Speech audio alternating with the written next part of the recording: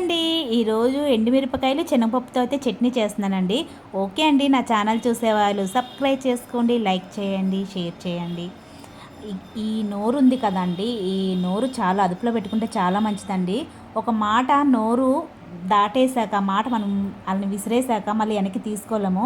ఏదో నేను జోక్‌గా అన్నాను, సరదాగా అన్నాను అంటే అది నువ్వు తర్వాత అనొచ్చేమో, కానీ ఫస్ట్ వాళ్ళెంత బాధపడతారు, వాళ్ళెంత హర్ట్ అవుతారు. అసలు వాళ్ళకి ఎంత బాధ పెట్టావనేది నీకు అర్థం అవ్వట్లేదు. డబ్బుంటే డబ్బు నీ దగ్గరే ఉండని, కానీ ఎదుటి వాళ్ళని మాత్రం ఎప్పుడూ హింసపరచొద్దు. మన నాలుక చాలా అదుపులో పెట్టుకుంటే మంచిది. మనకి ఎంత చుట్టలే కానీ, ఎంత చుట్టరికమే కానీ, ఎంత ఫ్రెండ్‌షిప్ అయినా కానీ, ఏరా అనేదానికి ఏంట్రా అనేదానికి చాలా తేడా ఉంటది. అందుకనే దయచేసి ఎవరు కూడా మాట్లాడే ముందు ఎదుటి వాళ్ళని మనము మన నోరే ఏదైనా మంచి అయినా, చెడ్డైనా ఒక బంధాన్ని కలపాలన్నా, ఒక బంధాన్ని విడదీయాలన్నా నోరు మాటతోనే ఉంటుందండి. అందుకని ఈ రోజుల్లో చాలా జాగ్రత్తగా మాట్లాడండి చూసి. ఓకే.